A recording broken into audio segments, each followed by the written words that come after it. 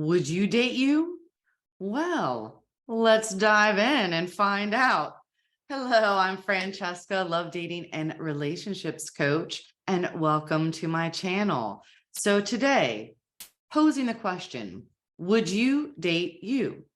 So we're going to talk about how to date yourself and, more importantly, why. So first things first, I like to look at the why, and then I'm going to give you some tips and tricks to have a fabulous date night for yourself. All right. I know that dating can be frustrating and it ebbs and flows. And there are times where you just may be tired of it all and the energy may fall flat and you are just absolutely over it. And I do have another video about that, about combating dating fatigue. I will link that somewhere. But sometimes maybe you're relatively recently out of a relationship or you have been single for a while. And like I said, the energy is like flat. You can't attract in anything with that flat energy. And so we're going to get to that in a minute. But the first thing to remember, because I have worked with many a folk, and the first thing, yes, I am a love, dating, and relationships coach, but the key to remember is that your primary relationship is with yourself. You are with you from your first breath to your last. And so you need to really know yourself, get to know yourself on a deep level, and that takes a lot of courage. And I imagine that if you are here, you have that courage. And so you need to learn to get to know yourself at a deep level, love yourself, and appreciate yourself at a very deep level. And the truth is it's twofold. One, then your life is amazing, right? Because you get to spend all this time with the luscious you, and then that attracts other people. Nobody can appreciate love and know you if you don't have that for yourself. So then, I've talked about this before, then the outer world then reflects what you have inside. So you're your primary relationship, you get to have the same relationship with yourself, and it then doesn't have that flat energy. It pulls in, it magnetizes, because people are going to be like, wow, she sounds cool, or he sounds awesome. So if you were to ask me, would you date you? Heck yeah, I would. Oh my goodness, yeah. Because I think I'm super fun and I like to laugh at pretty much anything and, well, everything. So, all right, but I digress. So the other thing that I usually tell my clients is this, and I know you've heard this before: that which you resist persists. So the more you may start to fall into that, I hate being single, I hate dating, you're just going to keep getting more of that, because you are then telling the universe, oh yeah, this energy is great, let me keep getting more of this. And so it's going to keep delivering those not so fun dates, the flat dates, people that you don't have anything in common with. And it's just, and then you're going to start to spiral out and get even more frustrated and more irritated at the dating process. And we do not want any of that. So you want to be joyful and playful, and an easy way to do that is to date yourself. So it depends on your personality, but these are some things that I have used in the past and that I talk about with clients. Plan a date night. So one night a week, you date yourself in whatever form that looks like. So I like to get dolled up to go out to dinner, so that's what I would do. And whatever dolled up looks like for you. I have no problem eating in public alone. I know that I've talked to several people that like that seems like the worst thing ever, to sit in a public place and eat alone. Um, it's interesting because I, way back in the day, I think I was forced to do it because I was at a conference for work and I didn't want to go back to my hotel room.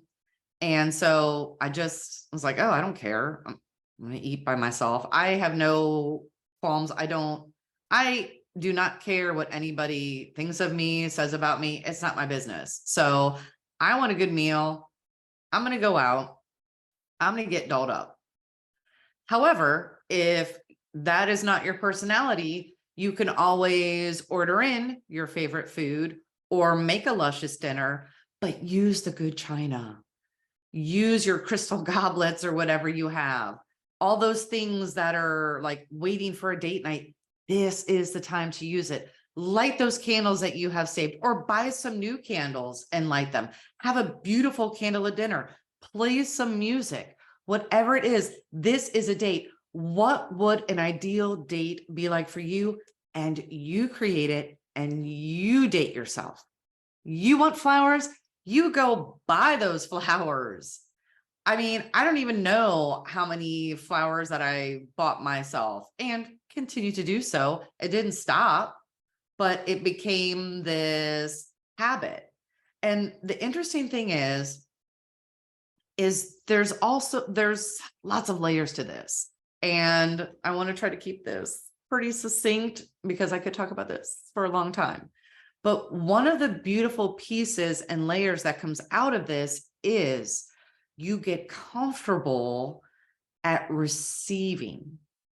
And if you aren't any good at receiving, dating can be challenging for you and you may not be super successful. And so, yes, you are doing, the actions. You're either going out to dinner, you're making the dinner, you're ordering in, but you're also then sitting and then receiving and appreciating, like, oh gosh, this is such a fun date. Maybe you like to go to the movies. Take yourself to the movies. Like, there's all sorts of things. You want to squeeze every drop out of singleness and take this time to really dig deep and appreciate yourself and love yourself and enjoy your own company. Another thing you could do is leave yourself a little love note on the mirror, on a little Post-it note. Just something simple. Name one quality you love about yourself. I love your courage. So every day, every time you go in the bathroom, you see that note. I love your courage. Or I love you for your strength. I love you for your kindness, your compassion, your generosity, whatever it is. Just start with one. And then the next week you can put another little love note, put a little heart around it, in red. And you see that you're reminded of all the wonderful qualities that you have going on inside. And then it helps to amplify that self-love and that appreciation. So what are those qualities that you appreciate about yourself that you want somebody else to appreciate in you? You appreciate it first and you amp that up. Every time you look at that Post-it note, yes, I love my compassion. I love my humor. I love my generosity, whatever it is. So just start with one a week and then add another one and another one. And you will start to see how when you read that, you automatically kind of shift. It's a reminder. And this is being self-full and not selfish. This isn't from an ego stance. This is truly from I get to appreciate myself. And that is so super empowering. Some other things you can do to really get every drop out of singleness is do the things that maybe you haven't started yet or on your bucket list, or maybe you've been afraid to do. Crank up that courage dial. This is an opportunity. Everything is an opportunity. So travel. I've traveled alone several times. I have friends that have done it. I've also done, girls trips, met up with friends in other cities. There's all sorts of ways you can do this. That is, if you like to travel. If you don't, then you can find, maybe there's another activity that, but I love to travel. So I wasn't going to let being single hinder me from anything that I wanted to do. Take this opportunity then to learn a new skill. Maybe you've always wanted to learn photography or learn another language or some other craft.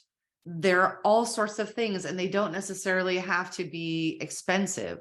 I know that in a lot of cities, either at a community college or another like adult learning center, they offer free classes. You could take advantage of that. Maybe there is some type of sculpting class you can take for a small fee, or a glass blowing class, like whatever it is, allow yourself to explore.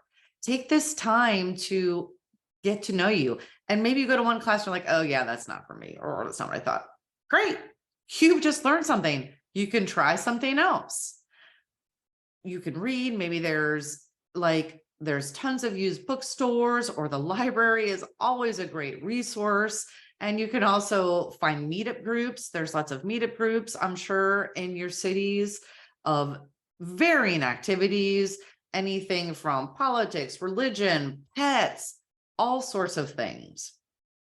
So once again, just take this opportunity to explore and just really build this healthy, balanced life. And like I said, it doesn't need to necessarily cost a lot of money. You can also redecorate a room, maybe just revitalizing your living room, just moving the furniture, getting some new throw pillows.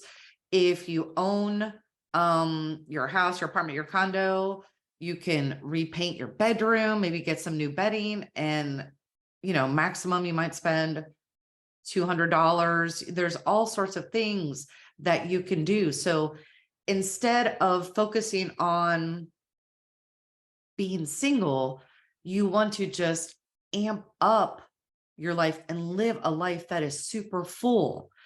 And when this person comes in, you don't necessarily stop those things. You keep doing them. And maybe you can share, like, for example, if you really get into photography or Krav Maga or yoga, they can join you too. And you have a new activity with which to enjoy with your partner. And it's a win-win.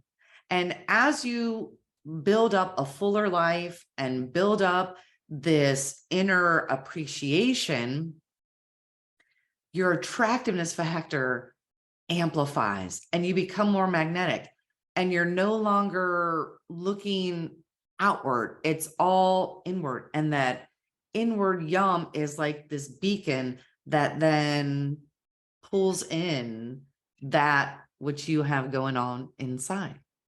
So I hope you enjoyed these tips and insights. I hope they serve you. Let me know in the comments if there are other tricks and techniques that you have used in your singledom while embracing that.